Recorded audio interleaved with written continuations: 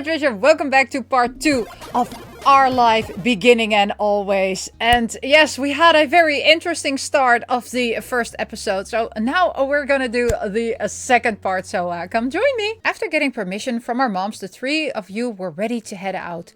It was just a short walk to the park. Lizzie had convinced her mom that it was so short she could always be allowed to walk by herself. When you found her, she was hanging on the jungle gym, swinging back and forth. Hey, Lizzie! Her face lit up when she saw you, her big brown eyes going wide. Mikey! Shiloh! Hi! She dropped to the ground and landed with a soft thud in the sand. In a split second, Shiloh had abandoned you two and scrambled over to stand by her. You were used to being left out when it was just the three of you, but now Cove was here. You wondered if he would leave too. Oh, she's cute! Who's that? It's Cove. He's new. Hi. I remember. Hi, Cove. Welcome to my park. Nobody ever comes to play here, so this is where we get together. She gestured widely with her arms as if to present the area to the newcomer. While Lizzie continued talking, you took the chance to kick off your shoes and wriggle your toes through the warm sand. Nice, huh?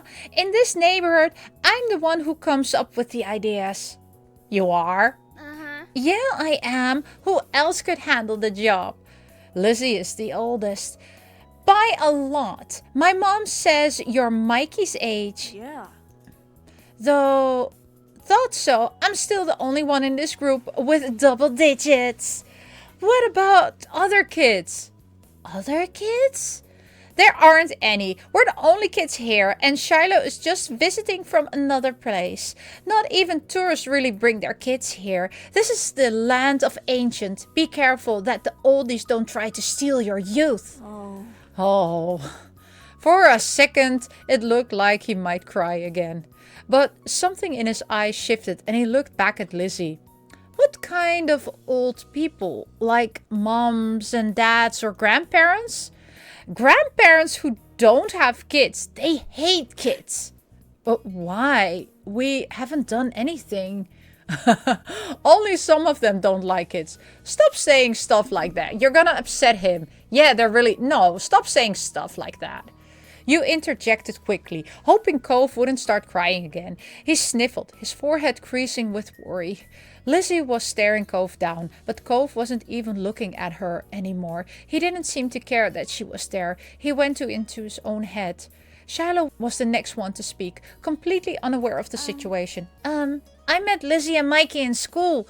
You'll see tons of kids there once summer is over. I don't want to go to a new school. I don't want summer to end. Shiloh looked down to the dirt. He hasn't had much luck striking up a conversation with Cove. I like summer vacation a lot too. All the building tension in the air suddenly vanished when Lizzie laughed. At Shiloh's discomfort and how weird she thought Cove was. At something else entirely. He didn't really know, but she laughed, face scrunching up. Okay. Welcome to Sunset Bird Cove. Take a seat, put up your feet, and get used to it. You offered him a small smile, and that at least looked to reassure him some. Oh. For the rest of the summer, Cove was always there. You saw him more often than Shiloh, and on other days when she was in a bad mood or busy, you even saw him more than Lizzie. He became a staple of your everyday life, the way sun and lunch and the beach were. During your first summer together, you really liked Cove. He was a fun person to play with, and he seemed to like playing with you too. Of course, that was only the start of things. Oh, what is this? Moment select. I can select a moment.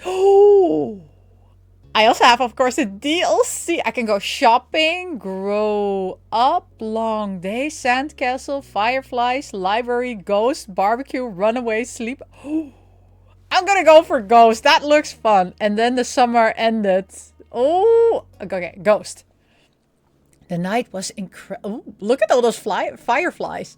The night was incredibly still. You really couldn't ignore how silent it was. It was almost eerie. You could even hear Lizzie snoring in the next room over.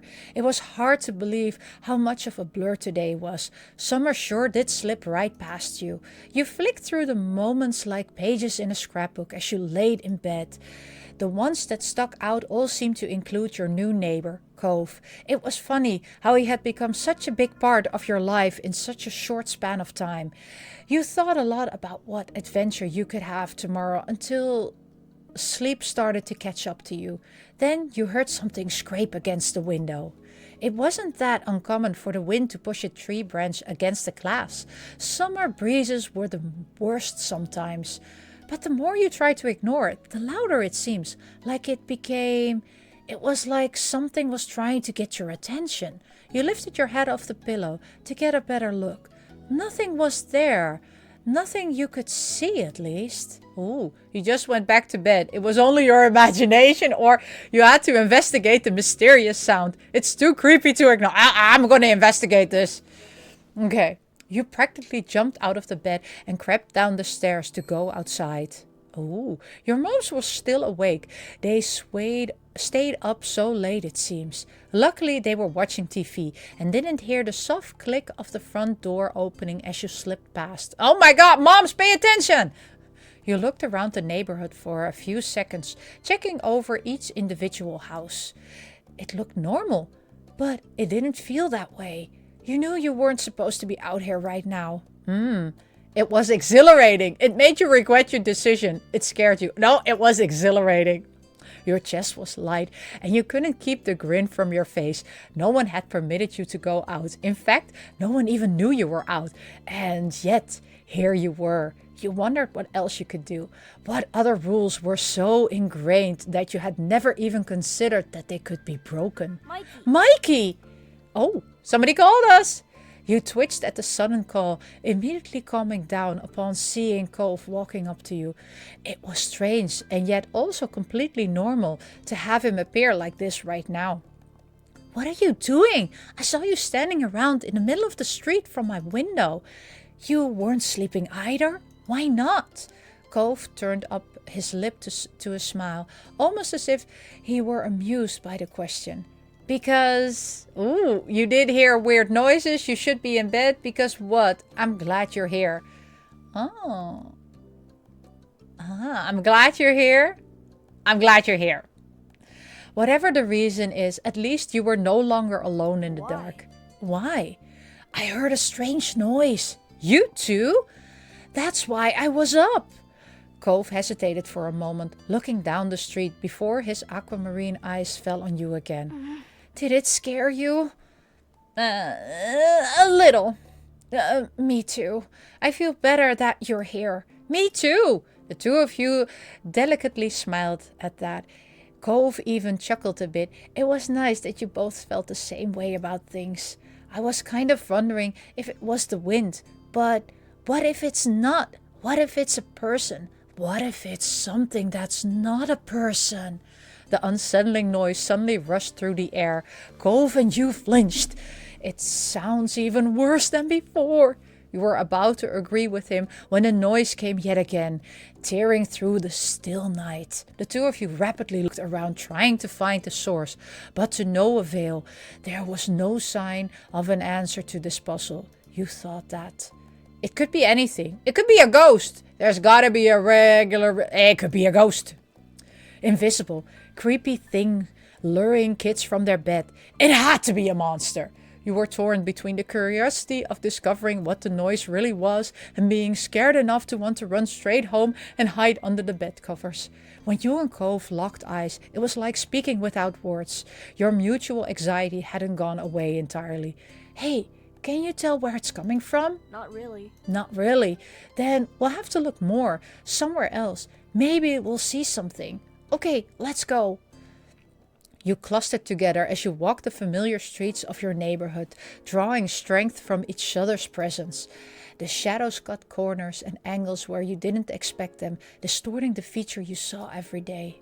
The noise came again, shrill and hard. It set your teeth on edge, the way it grounds its way through you. Cove's throat bobbed. His eyes glistered in the dim light. Ooh, you stayed frozen on the spot. You took a deep breath to calm yourself down. You comforted him. You offered him your hand. Okay, I offered him my hand. You really wanted to be there for him and wanted to show that. Your hand was left up for him to take. Cove's mouth opened wordlessly. There was a pause, but ultimately he accepted the offer. His hand was really sweaty, but it didn't bother you. You were scared too, but being able to comfort Cove was the most important thing right now. Cove shut his eyes and pressed his lips together. Your fingers locked around each other even tighter. So... Where did you wanna check? The park, the beach, the hills behind your... you know what? Let's go to park or beach. You know what? Let's go to the park. The private playground was empty as ever, yet the mysterious sound could still be heard, hanging heavy and ominously in the air. But you kept going forward. You ran away. You snuck back to your neighborhood. We keep moving forward. You couldn't stop when you had already gone so far. You had to find out what was going on. Cove was practically shaken when he realized it had progressed far enough to reach there. He swallowed hard, but faced you with a determined face. My dad says good detective work starts at home. He watches a lot of crime shows, so maybe it could be good to look closely. Okay. The two of you swept through every corner of the park. No monkey bar, swing, or tire went unchecked. Huh? I was squatting on the ground, squinting at something in his hand. Intrigued, you checked over his shoulder so you could see, though. Cove held it in his open palm. Coiled inside was a length of sparkly chain, grains of sand embedded in the fine links. Lifting it up, it became apparent how this had come to be here. You'd seen bracelets and necklaces enough to recognize the clasp which held it together had snapped. It's broken. It's silver. Werewolves hate silver. Other things too. I think if this noise is caused by a monster... Okay, we can protect ourselves with it. You'll scare it away with junk. What if it's not real? You know what? We can protect ourselves with it. Yeah! He flicked the chain as if cracking a tiny whip. I wonder if there's anything else we could use out here. Cove considered this, frowning. I should have grabbed some garlic before I left. His frown evolved into a scroll. It probably wouldn't have worked. Dad doesn't have real garlic. He gets fake garlic? It's little flakes in a jar, not real balls you have to cut up like Mom uses. Flakes might be easier to use. I still like real garlic, just already chopped up. That can taste good. We won't need it anyway. Okay, that can taste good. Adults were always saying that fresh tasted better. You figured it was probably true. New is good. It doesn't. Even though you had exhausted all the possible places to search in the park, the sound still rang through the air, mocking you. Should we look somewhere else? We can check the beach too. The beach stretched out in front of you, nothing in sight along its sands, no matter which way you turned. Part of you had imagined the noise as some creature of the deep washed up on the shore, calling for aid. That theory had to be taken off the list for now. Still, you spend enough time on the shore to know that the real finds often require a sharp eye and careful attention. The sound was no more than a whimper now. Embroiled, you kept head high and walked along the sand. Let's see if there's anything here. Cove began to comb the beach for clues. You followed suit. The angry wind sent grains of sand rolling across the beach like waves. You stayed clear of the water, which was rough and choppy tonight, and scorched the area for hints as to what might be happening. You saw something glint in the sand, full of promise, but when you eagerly uncovered it, you found that it was just foil from a chip package. You stowed it away with a sigh. Did you find something? Just trash.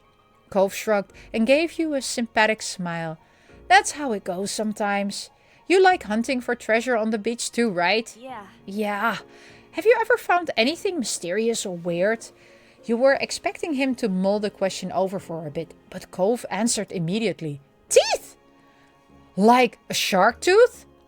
You'd seen those for sale in the shop, though you'd never been lucky enough to stumble across one at the beach. No, not that. People teeth!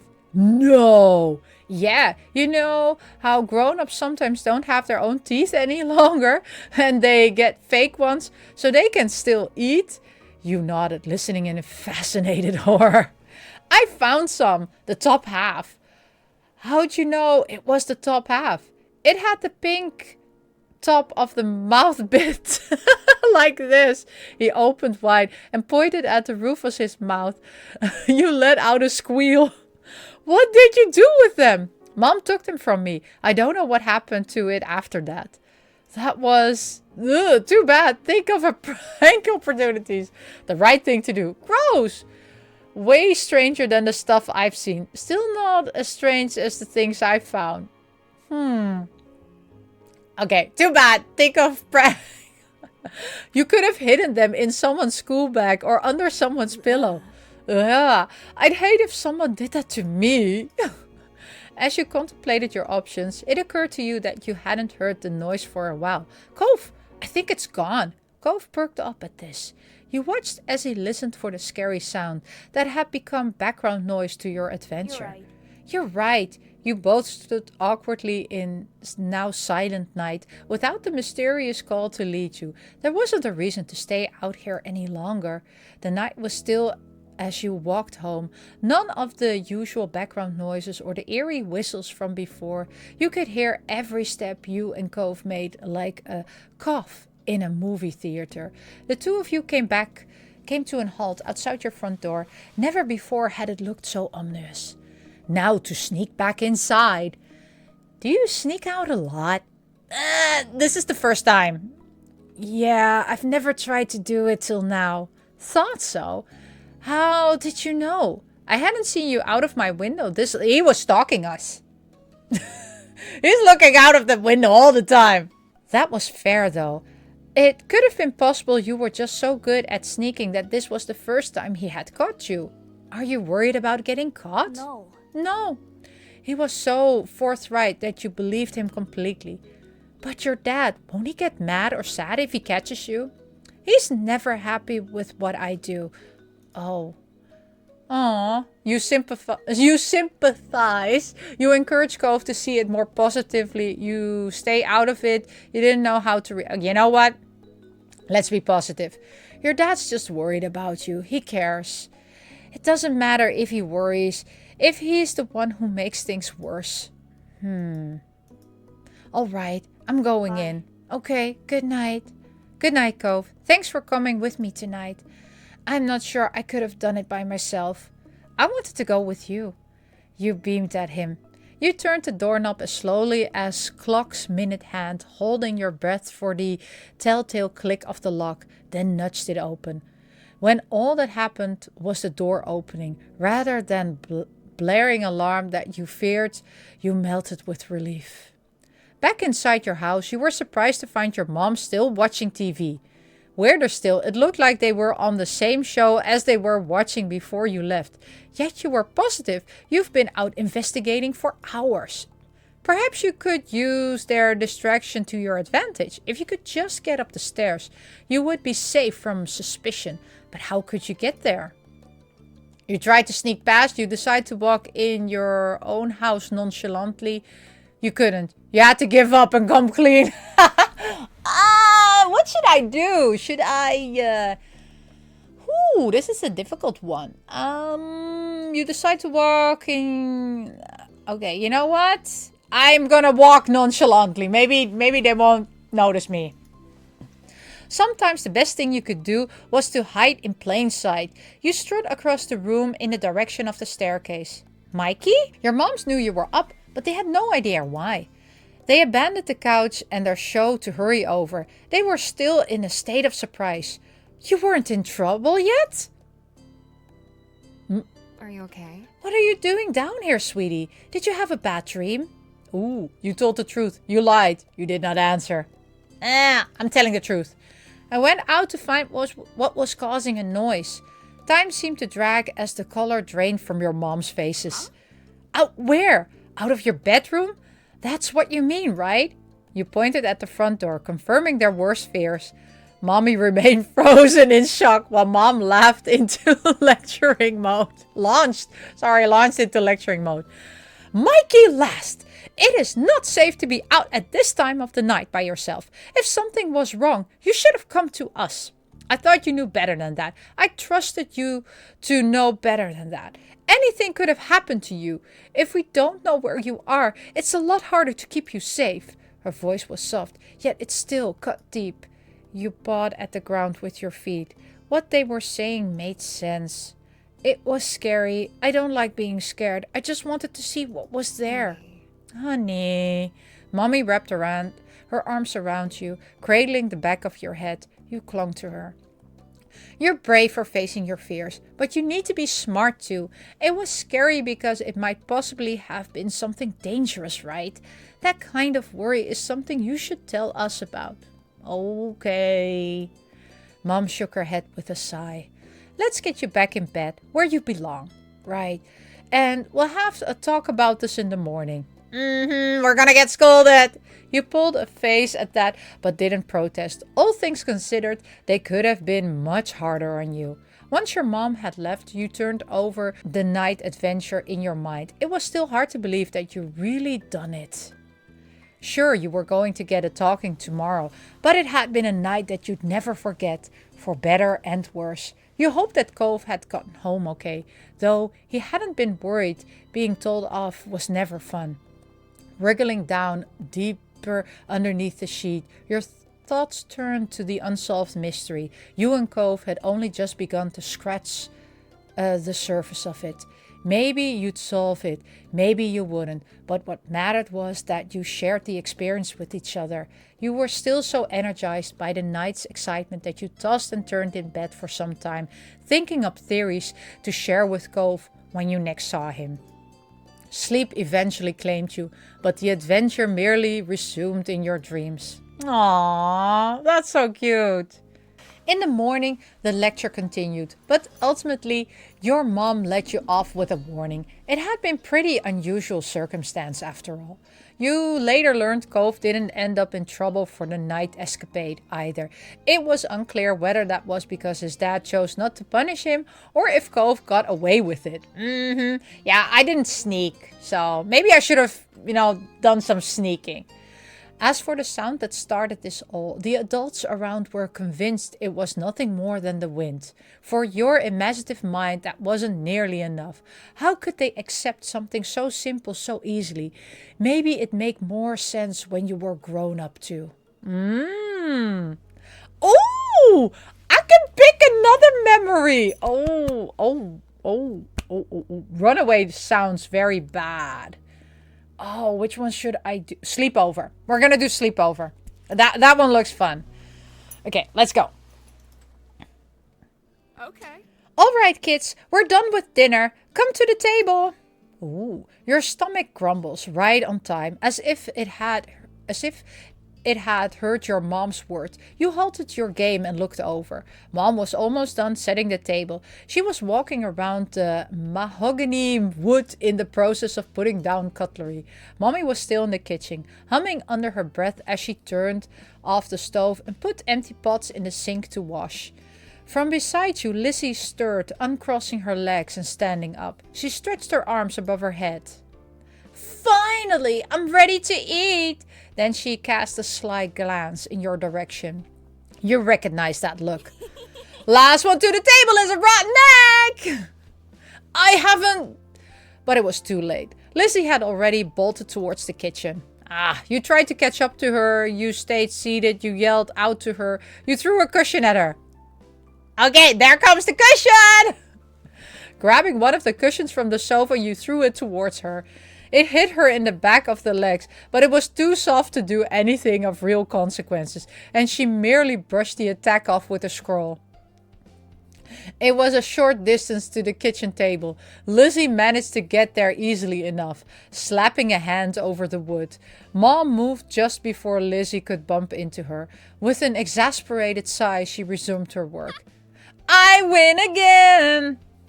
You didn't win because you were racing by yourself. Because you cheated. Okay, you won. You didn't bother trying to talk to her. You were racing by yourself. No, I told you we were both racing. You're just too slow. I wasn't racing, and you know it. That sounds like something a rotten egg would say. Lizzie grinned, her hands on her hips, then looked over your shoulders. Cove, could you be the tiebreaker? Was that a real race that I totally won? You blinked. You hadn't noticed what he had been doing during this little event, which wasn't much. You spotted Cove still on the floor. His legs were crossed beneath him, the arm with the cast resting in his lap. He looked at the two of you with a slight frown. It felt sort of strange to see him still here so late. Tonight Cove had come to our house for a sleepover. Your moms and his dad had planned it for a few days ago. You weren't surprised you were the one who had asked your moms about it. You were excited that your moms told you about their idea. Okay, well, let's do this one. You had considered all the games you could play and other stuff you could do with Cove for the days. And you even helped Mom search the storage room for a sleeping bag and extra bedding to prepare for his visit. Cove pursed his lips at Lizzie's question, but he didn't respond. Maybe he was planning on ignoring her. Not that Lizzie would make it easy. Well, did I win or what? No. What? I don't think you won. How come? It's not my fault Mikey's slow. Cheating isn't cheating, and cheaters never win. You always pick his side. Yeah, he always picks our side because we're amazing.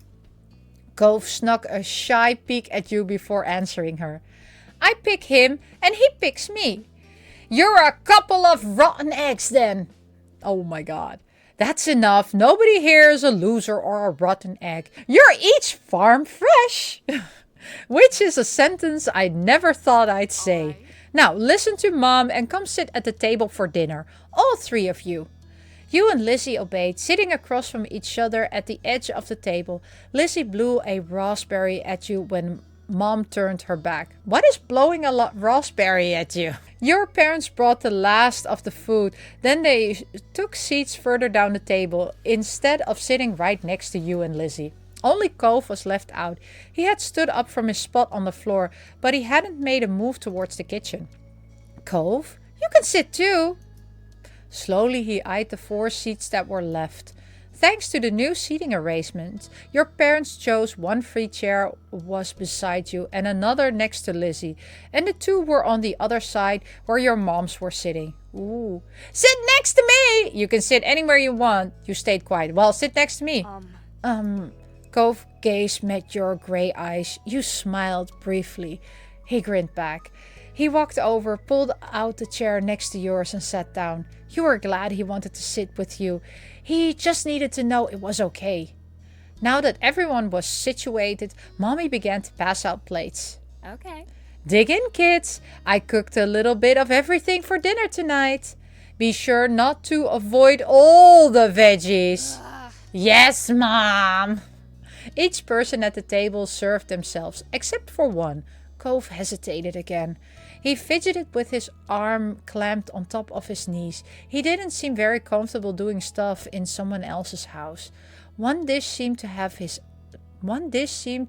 eyes, at least. That's pineapple chicken. Want to try some? Not really, sorry. By then, your moms had noticed that Cove still had nothing on his plate as well. Do you not like any of the food, honey? Wow.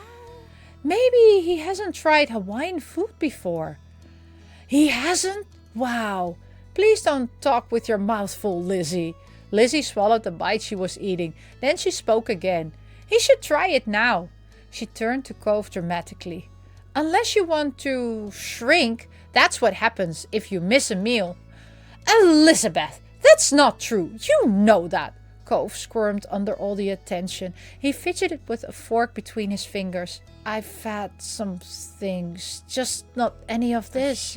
Oh, shoot. I knew I should have asked your dad what your favorite foods were. It's all right, Lani. Maybe he'll find a new favorite food today. You weren't so sure about that. Cove didn't look like he was going to be trying the food anytime soon. You let your moms handle this. I think you would like the pineapple chicken. It's yummy. Give me your plate. You should try something. Oh. Okay, you know what? He ultimately trusted your judgment. At your suggestion, Cove carefully spooned rice and chicken onto the plate. You saw that he took more of the grilled pineapple than any of the vegetables. You nodded, pleased, and your moms let it slide. At first, Cove poked at the food. Clearly, he was apprehensive to eat something new, but he took a few exploratory bites. Right? It's good, huh? Isn't it? You don't have to keep asking. He still speared more meat with his fork and ate it, chewing thoughtfully. It's not bad. Mommy grinned at his words, satisfied even though it wasn't exactly a glowing recommendation. Lizzie wasn't as mollified. You're so weird. Don't be mean to your friend. We're not friends. Oh. Mommy floundered in the face of Cove's blunt honesty. You weren't surprised by Cove's declaration. The more you got to know him, the more you realized he wasn't the type of kid to keep his opinions to himself. She wasn't easy to get along with all the time, though. Cove didn't make much of an effort either. Ah, you hoped Cove thought of you as a friend. You two were friends, right? You wondered how he felt about you. That still made you nervous about your own relationship with him. At least the two of you were definitely friends. You knew that without a doubt. The way he felt about Lizzie didn't change it. When you gave Cove a look, he returned a small smile, confirming your thoughts. Your mommy looked at Mom and only got a shrug. No. Elizabeth, don't call someone weird. There's no such thing as a weird person or a non-weird person. There's just different perspectives. It's not a nice thing to say to anyone, but Pam, Mommy tried to whisper exclusively to Mom. Her attempt to make it audible over the sound of crackling silverware meant you caught the quiet words anyway. They're not friends, he said so. As parents, we can only try, and sometimes we fail. Not all kids will be thick as thieves. Now less talking and more eating, kids. You need to clean up and start winding down for bed soon. But Mom! No buts. We've talked about this. Your bedtime will be moved back in a few years. For now, you don't get to stay up late. Lizzie sulked, muttering under her breath about how it wasn't right. You laughed at Mom's phrasing. You groaned about it as well. You stayed quiet and finished. Let's laugh. You couldn't contain your snorts. Something the matter, Mikey? Mom says no buts. Lizzie scoffed and rolled her eyes, unimpressed by such crude words. Mommy snickered along with you, however. That's right, no buts allowed here. You'll have to get rid of yours. Oh, they have to get rid of their butts. No, I need it. The two of you continued to chuckle, and Cove even cracked a smile. Children, I'm surrounded by children. The rest of dinner passed uneventfully. Cove was silent for most of it, even when you nudged him and tried to get him to talk. All too soon, the table was cleared. The games in the living room were put away, and you were all steered to your bedrooms. Mom finished tucking you in and kissed your brow just as Mommy poked her head in the room. All ready for lights off, you two? You were lying comfortably in your bed, the blanket hiked up under your armpits. You could kick it off later if it got too hot. Mom had set up the sleeping bag on the floor for Cove, just beside your bed. He had already wiggled inside. You nodded for the both of you in response to Mommy's question. Perfect. I'll go say goodnight to Lizzie then. Aww.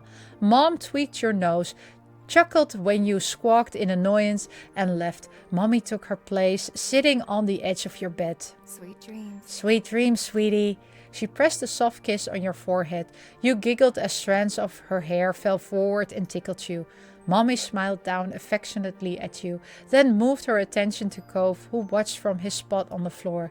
Do you need anything before falling asleep, honey? What does your dad do?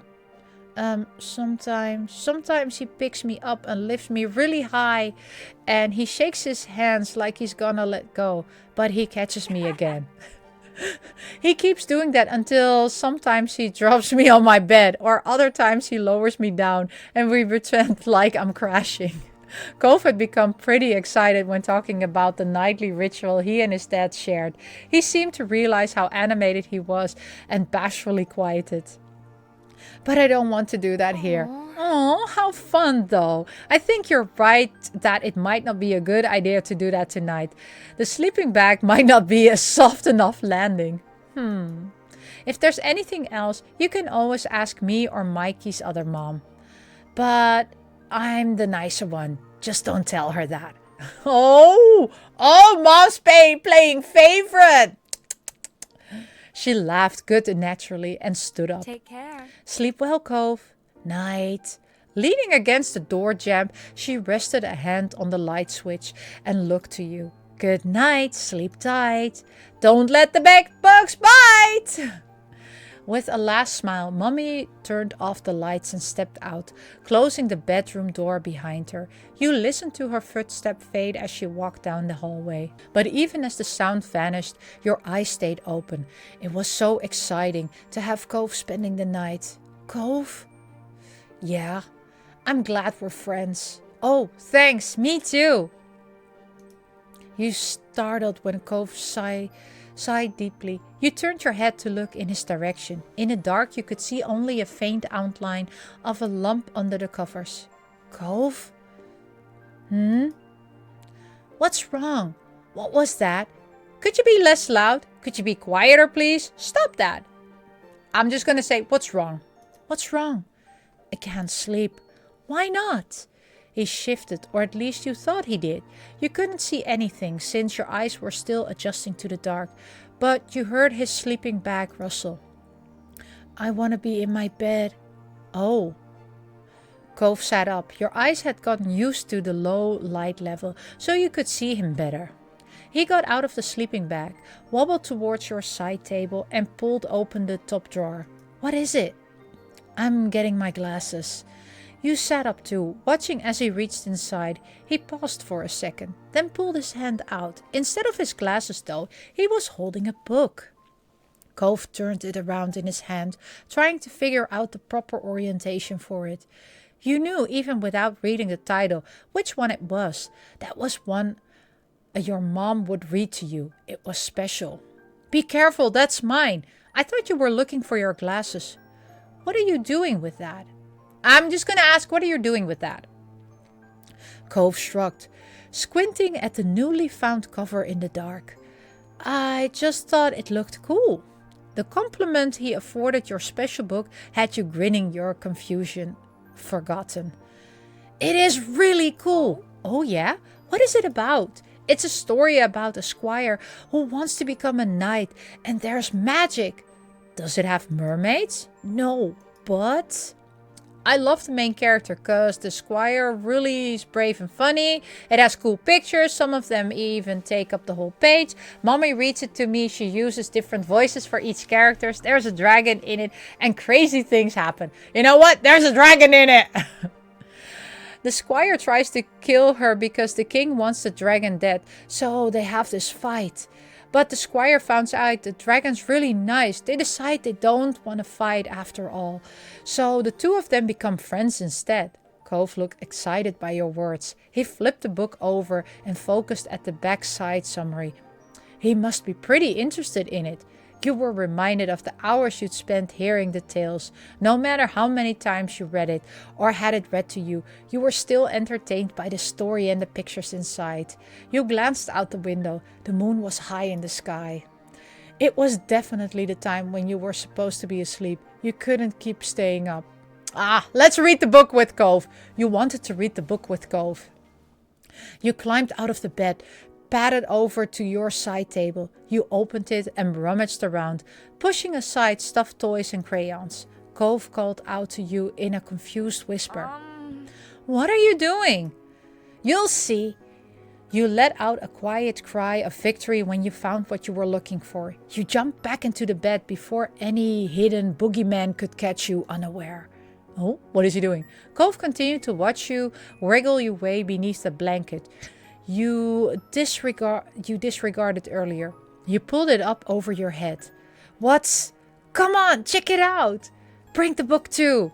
Oh, they're gonna read under the blanket. That's so cute. After a minute, the bed dipped as Cove got on it.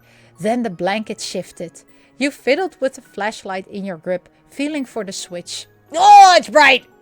With a click, the small space flooded with a bright light. Cove sputtered, putting a hand up to shield himself from the beam. Move it somewhere else! Sorry! You tilted the flashlight so it was shining down towards the floor of your blanket cave and away from Cove's sensitive eyes. Is that better? Yeah, now we can read and your moms won't know. I do this all the time. I've never tried something like... I don't think we've tried some... Well... Okay, you know what? I've never tried something like this before. But you couldn't sleep and I don't want the sleepover to end. So I thought we could stay up together. Do you want to try? Cove nodded. Pleased by his straightforward response, you placed the book between you and flipped open the first page. Meanwhile, he laid down on his belly and shuffled closer, picking up the flashlight to shine it on the page. His face was illuminated with a warm glow. You mirrored his position, leaning in so you could see the book better. Your forehead nearly brushed until you shuffled back at a comfortable distance. You wanted the story to be narrated. You thought it was best to take turns reading the book silently. You flipped through the pages to show Cove the cool pictures. Ooh. Oh, this is hard. I think either you want the story to be narrated. Let's do the narrating part. You wanted the story to be narrated. You loved it when Mommy read to you. Why not read as loud as you dared this time of night? You didn't even need to study the page for long. There was once a squire who dreamed of knighthood. All they wanted was to do good. Cove was taken aback when you began to recite the words by heart. You even pronounced knighthood properly, a word which was given you grief in the past. His reaction encouraged you to keep going. Soon you got an exciting part, the squire and the dragon's first meeting. The squire walked up to the fearsome dragon, their borrowed sword in one hand and a torch in the other. Her red scales danced in the light like flickering flames. Could you say the dragon's line? Do you need to get your glasses? No, it's my head hurts if I don't wear my glasses for a while. I can kind of see things all right, but I don't know any voices. That's okay. It's fun anyway. Let me just... Cove read the page. His mouth moved silently with the words. Eventually he nodded to himself and spoke them out loud. Who goes there? Roared the dragon. Who dares enter my cave? It was your turn. You went into the squire's famous speech. The next time you looked up from the page, your gaze landed right on Cove. His eyes were following the text, a soft smile lightening up his features. A lock of his hair fell into his field of vision, but he gave it no notice. He was lost in the story. You started when Cove caught you watching him. He raised a questioning eyebrow. What? Nothing! Cove shot you a strange look, but he went back to the book. You did too, even as your eyelids started to droop. Oh. When your eyes opened again, your bedroom was black and silent. Your head was smushed in your pillow, your pajamas were sticking to you, and your mouth was dry. Slowly you raised yourself onto your elbow. You yawned, the back of your throat twinging as you did so. You rolled onto your side to sit up in bed, planning on getting water from the kitchen, when you saw a dark shape towering above you. You froze. Then you remembered you weren't alone in your room tonight. Cove? That you? Yeah. You shifted and felt something cylindrical press against your thigh. You fumbled for it. The familiar weight of the flashlight pressed into your palm. You turned it on. Cove blinked at you, looking exhausted. He was in his normal clothes again, shoes and everything. His pajama pants were left on the floor, abandoned. His sleeping bag was in a similar state.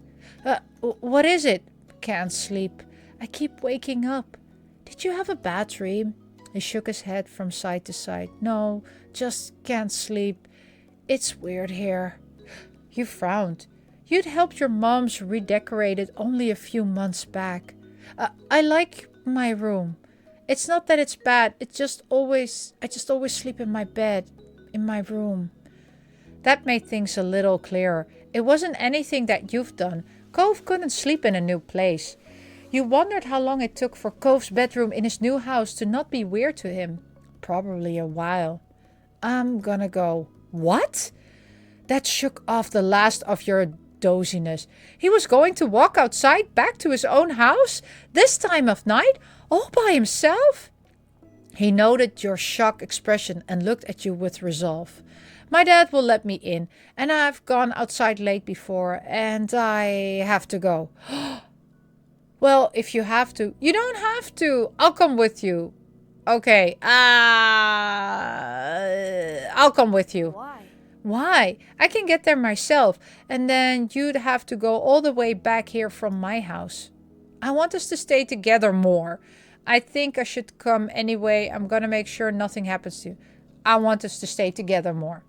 Cove looked at you quietly, as if contemplating something before nodding his head. Okay. With that, Cove casually crouched down to collect his pajama pants. You were relieved he didn't mind you coming. Are you getting the rest of your stuff too? Like your toothbrush? I don't know where my mom's put it all. No, just this. You could understand that.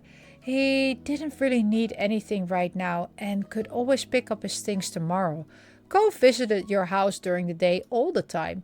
You grabbed the flashlight and waited by the door. Soon, Cove joined you. The two of you crept out into the hallway as silently as you could. You sidestepped the loose floorboard at the end of the hall, alerting Cove to it as well.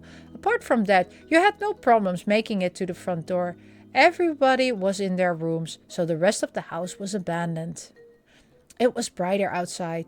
Here, some of your other neighbors had lights coming through their windows. Still, you felt better with your flashlight turned on. You pointed it in the direction you were walking. There was no sound apart from the chirping of crickets and the crunch of some loose sand that got all the way up the street from the beach. After a while, it was almost soothing. You thought back to your unlocked front door and hoped one of your moms didn't wake up. If they locked it or checked in on you or both, you'd be in a lot of trouble. Surprisingly, it was Cove who broke the deep silence. This was my first sleepover. Really? I've had sleepovers before. Sometimes I'll go to Grandma and Grandpa's house. Shiloh slept over a few times too, and other stuff. Cove remained quiet. Quiet. The silence stretched between you, but it didn't feel awkward right now. You didn't feel the need to break it immediately. How was it? Or is it? It's not bad. I liked reading your book.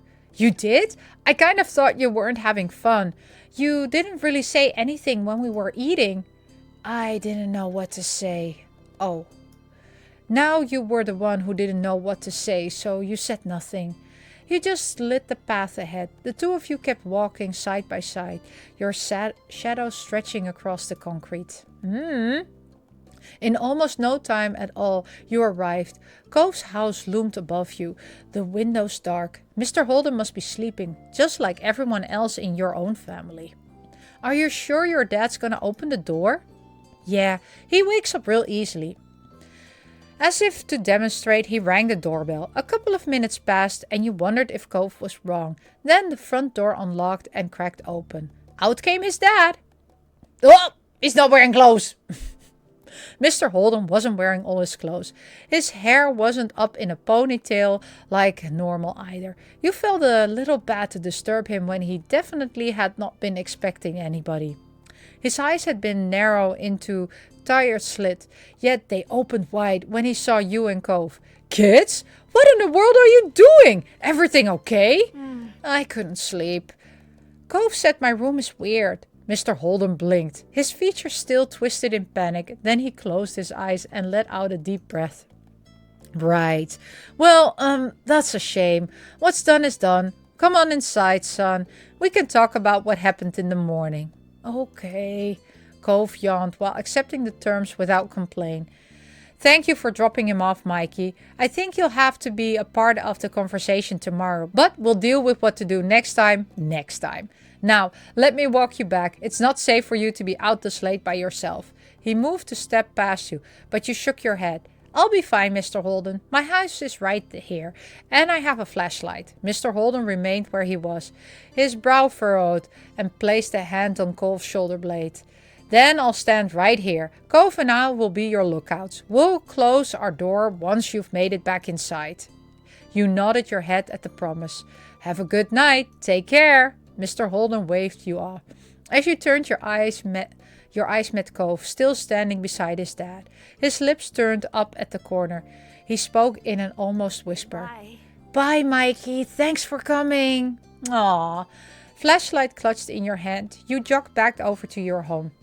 You did feel better knowing Cove and his dad were watching to make sure nothing happened. Once you got to your front door, you glanced over to see the two waiting. You waved. Faintly, you saw Cove wave back. You quietly closed the door behind you, smiling to yourself. Then you tiptoed into your bedroom. The flashlight was returned to your drawer in its rightful place. Although Cove had to go back home in the end, you still considered the sleepover to be quite a success. You did hope that next time he'd be able to stay the whole night, whenever next time came along. The next morning you were woken up by the sound of Mom's voice and a soft shake on your shoulder. Mikey, wake up! It's time to get up! And Adam! The sun was peeking through your curtains and you rubbed at your eyes as they adjusted to the new light. Cove's already out of bed! You blinked at her for a moment, confused, until you caught the empty sleeping bag on the ground and remembered what happened during the night. But I didn't see him out here. I wonder where he's gotten off to so early. You hesitated, giving Mom a look with your mouth hanging half open as your mind processed what to tell her. Everything okay? Mikey, is everything all right? Cove couldn't sleep. He said my room was weird. What? Where is Cove now? Did he sleep on the couch? Mom was still looking at you expectantly, but as you started to explain what happened, you were interrupted by Mommy calling you from downstairs saying Mr. Holden was at the door. You could tell by the way that Mom's forehead crinkled that she was even more concerned. When she turned to head down the stairs, you pulled back the covers and jumped out of bed to follow her. Cliff, how are you? Mom joined Mommy at the door while you hovered at the bottom of the stairs and peeked around the corner. You saw Cove's dad standing just outside, a sheepishly smile on his face. He was alone, and you wondered if Cove was all right. I don't want to alarm you both, but Cove showed up back home in the middle of the night. He wasn't alone. He rubbed the back of his neck anxiously. He must have felt bad about sharing the news. Mr. Holden kind of reminded you of Cove in that moment. Your moms exchanged a matching pair of surprised looks, Mommy gasping and covering her mouth with her arm. The two of them looked your way. You quickly ducked back behind the wall. The boy and I made sure Mikey got back safe, but Cove wouldn't tell me what happened. I thought you might have a little more insight. We didn't hear a thing during the night. I noticed Cove was gone just minutes before you arrived. Is he all right? We're so worried. We'll be having a talk with Mikey about this for sure. Mr. Holden pulled his lip into a tight smile and held up his hand as to say it wasn't their fault. He's fine. I just wanted to find out more before having another talk with him. I should have known he wasn't ready to spend the night at someone else's house. You felt bad for Mr. Holden. He looked so sad. They discussed the event for a little bit longer, your parents promising to call him if they found out more. And when Mr. Holden finally said goodbye, you heard your mom calling your name. Immediately you panicked, wondering if you should find somewhere to hide. There was a growing sense of dread in your stomach that you were about to get into a lot of trouble. Your moms found you eventually, though you were relieved to see they didn't look very angry. They did, however, look very worried. Ridiculous. What were you thinking, Mikey? Why didn't you tell us something was wrong? Why did you leave the house? You toed the ground in front of you, refusing to look at them. I'm sure you were just trying to help him, but you know it's dangerous to go outside at night without a parent, don't you? Nodding your head, you couldn't do much more than listen as your parents explained how dangerous it had been for you and Cove to wander over to his house on your own. Personally, you didn't think it was that bad since Cove only lived across the road. But you didn't tell your moms that. You were already in enough trouble as it was, so when they asked you to promise to tell them something like that next time, you nodded your head in agreement. Even though it was a little unfair, you accepted the punishment that you weren't allowed to have any sleepovers until you could prove to your moms that you were responsible enough. You were determined to show them that you could be trusted. When you saw Cove next, he was sorry you had gotten in trouble. After hearing a similar lecture, Cove got away with a warning from his dad. Mr. Holden felt the negative experience was enough already and Cove didn't need additional punishment. In the end, the two of you and your parents were eventually able to move past this ill-fated sleepover. It had all been a learning experience according to the adults. You could accept that. There were definitely things you learned from it. And hopefully one day you and Cove would finally be able to have a successful sleepover. Aw, that was a bad sleepover.